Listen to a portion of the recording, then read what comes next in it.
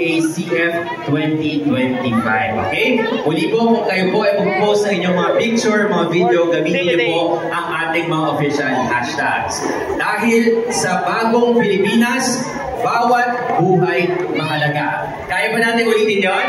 Kaya po ba? Dahil sa bagong Pilipinas, bawat buhay ay mahalaga. Okay. Pero ito po yung mga hashtags natin, ha?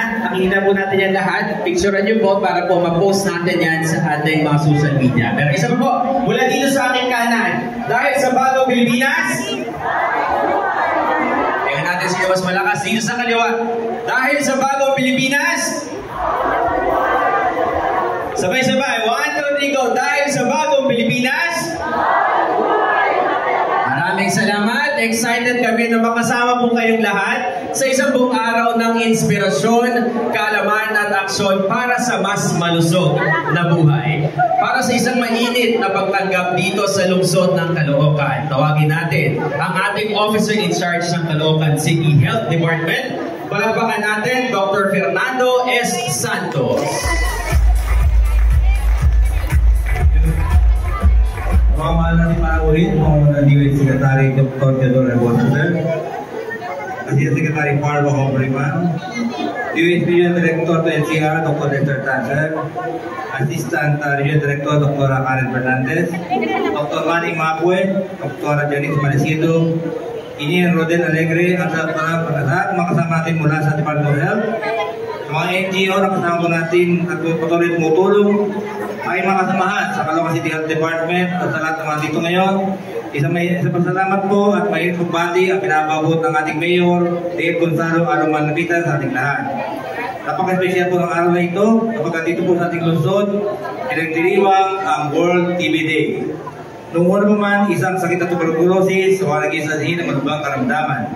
Sa pagdiriwang na ito, ay pakikita at paalam sa lahat ng tuberculosis ay kayang-kayang gamutin.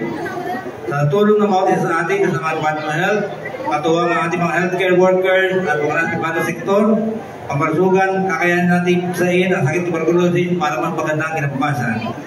Lagi natin tandaan ang TB na gagamot. Kasama niyo ako sa laban natin na ito. Sa TB, isa lang ang ating atikain. Ang isang TB-free Philippines, TB-free generation dahil ang bawat buhay mahalaga. Muli, isang magandang araw. Maraming salamat po sa lahat.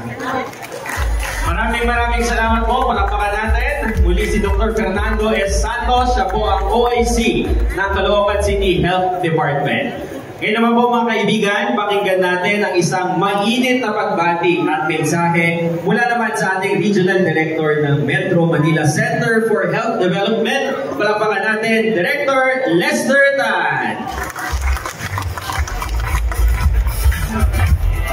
Magandang umaga po sa inyong lahat. Maraming salamat sa inyong pagpunta dito sa ating okasyon ngayon. Secretary Herbosa, good morning sir. ASEC Farah Hombre, Director Tila Marasigan, Director Pampi Kaluwag, Dr. Fernando Santos, and all of the Caloocan City Health Department staff and personnel, good morning po.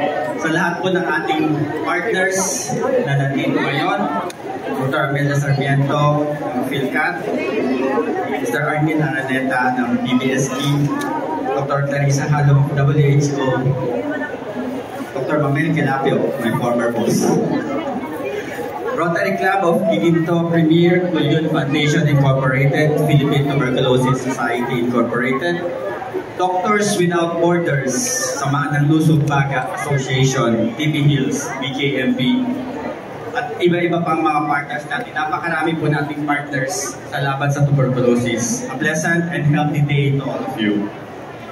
So it is a great privilege to welcome each of you to this kick-off event for the World Tuberculosis Day 2025, which is a day that reminds us all not only of the challenges that we continue to face, but of course also the progress that we have made in the fight against tuberculosis. So TB po remains one of the most persistent public health threats in our country. But of course, ang TB po ay preventable and curable. Here in Metro Manila alone, TB remains a major health concern.